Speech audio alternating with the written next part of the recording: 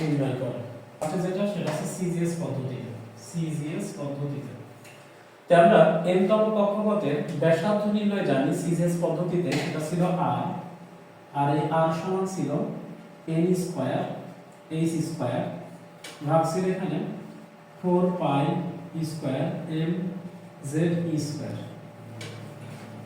এখন লক্ষ্য করো, অতএব আমরা যদি এখান থেকে বলি 1 ভাগ r সমান, তাহলে এটা উল্টাই যাবে, সেক্ষেত্রে এখানে আসবে 4 pi square m z e square, নিচে আসবে হচ্ছে আমাদের n স্কয়ার h স্কয়ার। তো এখন কথা হচ্ছে যে আমরা বোরের পরমাণু মডেল অনুসারে কিন্তু জানি যে ইলেকট্রনের কৌণিক ভরবেগের মান কিন্তু হচ্ছে mvr, আর এটা সমান nh ভাগ হচ্ছে 2 পাই।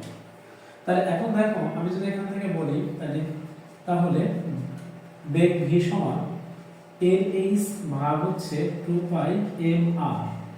দেখো এখান থেকে আমরা nh দিয়ে 2 পাই m এটাকে এভাবে লিখতে পারি।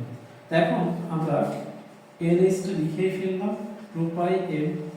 এবার 1 ভাগ r এর মানটা আমরা বসাই দিব, যেটা হচ্ছে 4 pi square m z e square, নিচে হচ্ছে n স্কয়ার h স্কয়ার বসাই দিলাম।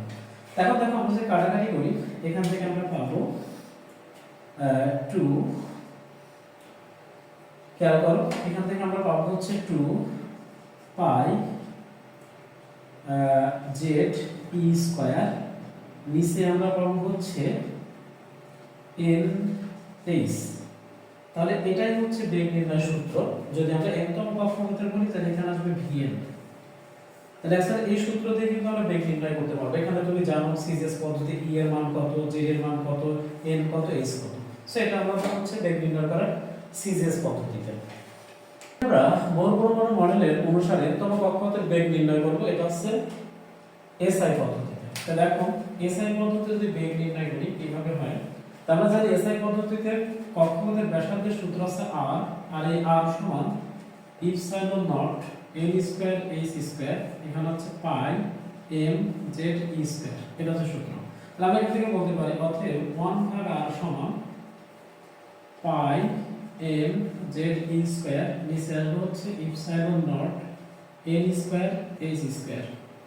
এখন কথা হচ্ছে ঠিক একই ভাবে বোরের পরমাণু মডেল অনুসারে আমরা জানি mvr is equal to nh ভাগ হচ্ছে 2 পাই। তাহলে এখান থেকে আমরা বলতে পারি v সমান nh ভাগ হচ্ছে 2 পাই mr। তাহলে একটু খেয়াল করো এখানে nh ভাগ হচ্ছে 2 পাই m যে 1 ভাগ r। এখন দেখো আমরা যে এখানে মান বসিয়ে দিই, nh ভাগ হচ্ছে 2 পাই m, 1 ভাগ r এর মানটা দেখো আমরা এখান থেকে জানি পাই m z e স্কয়ার, নিচে আসবে হচ্ছে epsilon not n square h square. তো এখান থেকে দেখো আমরা যদি কাটাকাটি করে দেখো এই পাই পাই কেটে গেল, m m কেটে গেল, তাহলে এখান থেকে আমরা পাবো হচ্ছে z e স্কয়ার, এখান থেকে আসবে 2 ইপসাইলন নট n h।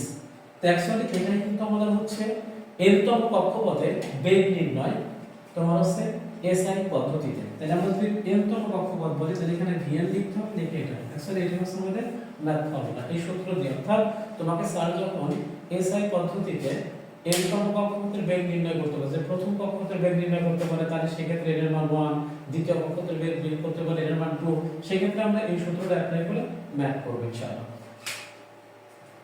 করো